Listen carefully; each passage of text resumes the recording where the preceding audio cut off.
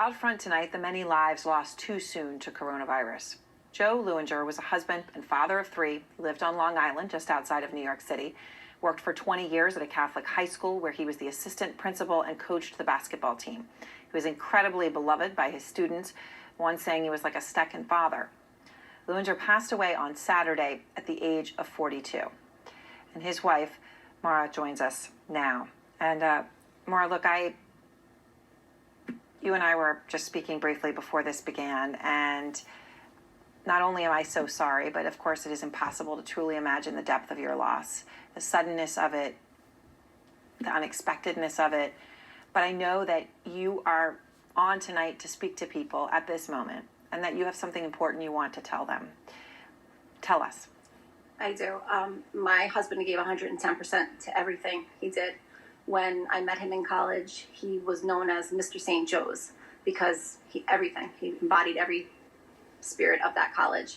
And then getting a job at the Mary Lewis Academy right out of college, he just became that guy who everybody loved, everybody was inspired by. Every lesson he had his students engaged and wanting to learn more.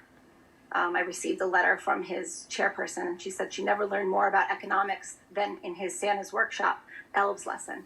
And that touched me because I never got to see him as a teacher in front of a classroom, but I can imagine because I see him with our own children and I see him with the members of our community and with our friends. And he always has a listening ear, no matter what you're talking about. Joe was always listening. Always felt like you were the most important person in the room. And Mar, you both are just so young. I mean, he was only 42, no pre-existing conditions that you know of. I mean, when he became sick, I'm sure that this could have happened, never crossed your mind, that this could have ended this way. Not at all. I mean, he started out mild symptoms, low-grade fever. And then a couple days later, he stayed up quarantined. We quarantined right away, not thinking. He actually was denied the test originally because he wasn't symptomatic enough. And then when he did get the test, those results took longer. And we were told if he gets worse to go to the emergency room. And that's what happened on St. Patrick's Day, the 17th. His fever continued to spike. And he started to have labored breathing. And he said, I have to go. Something's not right. So they admitted him. And he had already been on oral antibiotics for what they knew was a pneumonia. And it had gotten worse. And he was immediately put on oxygen and admitted to the floor.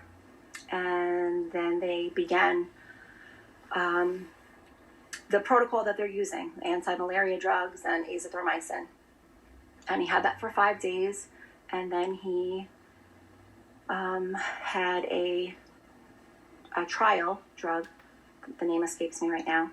And that drug is used in rheumatoid arthritis treatment. And it was part of a trial. So there is a chance that he didn't get it. I don't know the answer to that yet. But he did become afebrile 24 hours after receiving that infusion, whether it be the drug or a placebo, I'm not sure. So everybody kind of got their hopes up with being without a fever, 24 hours, 48 hours.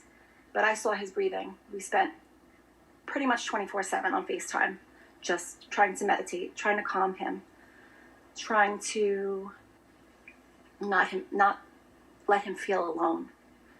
The country's getting used to remote learning. And we had to get used to virtual caregiving and virtual marriage and just being there for each other. And when I had said to him, do you want me to say something for the prayers? Do you want me to put it out there? Not make it public, but, with our own friends and family who didn't know yet. And he was debating it. And then when I finally did post and I made it public, I said to him, before I did it, I said, babe, it's time. I said, it's time to make this known. Besides the prayers, I said, people are not listening. People are not taking this serious enough. There are still kids riding their bikes. There are still that don't live together. You want to go for a walk with your family, you want to ride your bike, you want to take a ride in the car with your family. I get it, we're stir crazy too. But only be with the people that live in your house. Only go to the store if you must. And People, okay. I just wanted to ask you, Mara, you talk about FaceTime. Were you able to be with him when he died, or I was. no? I was. Yes. Thank God. I was. Yes. The doctors kept me very much in the loop. She called and told me that I had called in the morning. He was put on the ventilator and sedated, and then he was transferred to the ICU. And then I called and spoke with that nurse, and he was very reassuring. And I asked him to play music, and I told him what he liked to listen to, and then he said he would. He's like, he's very heavily sedated, but I definitely will. And the next morning, I waited a little bit. I know everybody's busy taking care of everybody. So around 11, I called, and then I got a friendly, talked to a nurse, and she said that the team would be calling later in the afternoon. They're going to call all the ICU families. But he was fine. He was stable, and he was sedated, still no change. So I said, okay. And I went about taking care of my children. And then around 2 o'clock, the doctor called. And I expected to hear the same thing. And I had a list of questions because everybody asked about this, asked about that. And so I did. And she said that she's a little bit concerned because he's on 3 blood pressure medications. And his breathing is just not good, that he's not expelling the carbon from his lungs. And then I said, well, I need to speak with him. And she said, okay, I don't think there's a phone. I said, just go get his. I'll give you the code. Just go get his. And she FaceTimed. And I saw him, and I begged him not to leave us. And I told him that we all needed him. And then she said, I don't want to cut your time short, but we have to take care of him. I said, okay, please call me back. And she did. And she called me back, and she told me her next idea that was just kind of out of the back pocket. You know, they didn't know if it was going to work, but just like a last ditch. And I said, okay. And then I was just busying myself. I was actually doing dishes, just busying myself, listening to our wedding song on loop, staring out into the backyard. And it dawned on me that, oh my gosh, he would need last rites. We're Catholic. He would need last rites. If this is it, he's going to need last rites. And I called back, and she said, absolutely. We'll have that waiting. And I said, okay, and then call me back.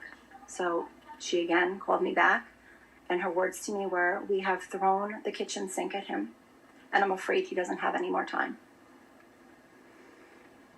And so I said, then I need to be on FaceTime again. I need to be with him. I said, hurry in the room and get him on FaceTime. And so she did. She did. And I thanked him.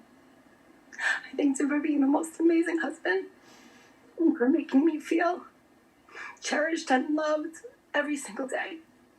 Every single day, my husband wrote me beautiful love letters in my lunchbox. Not just have a great day, but just beautiful letters about what I meant to him and our plans for the weekend, maybe if it was Friday, or just about, maybe the next morning. We always had a beautiful morning. He always took care of me. He always got me my coffee and just wanted to help me get out of the house and help me in every way.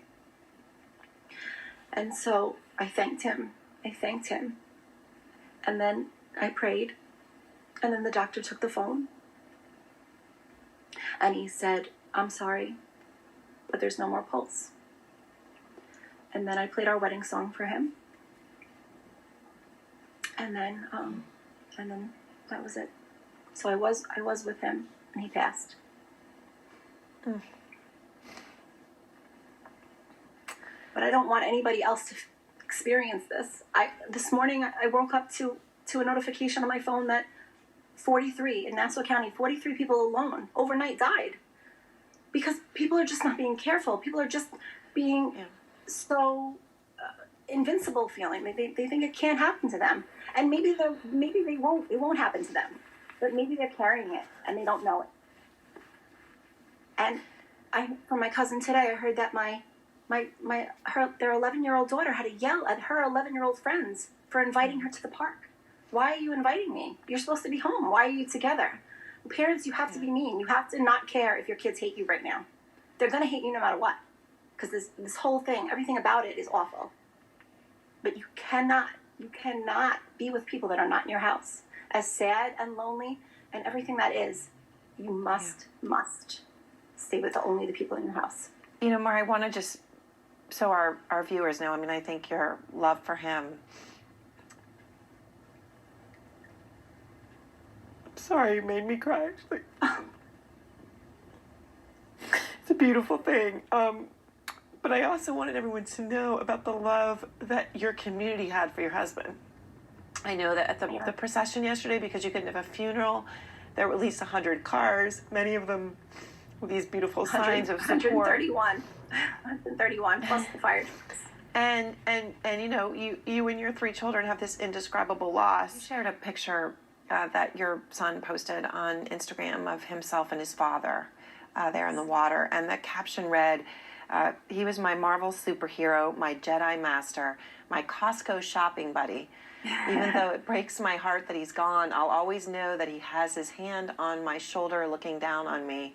But I do hope that for everyone watching, not only can they realize and celebrate the life of someone who was clearly a beautiful person who was gone too soon, but also to take this, as you say, so seriously and understand the lives and the families that are on the line. Thank you so very much.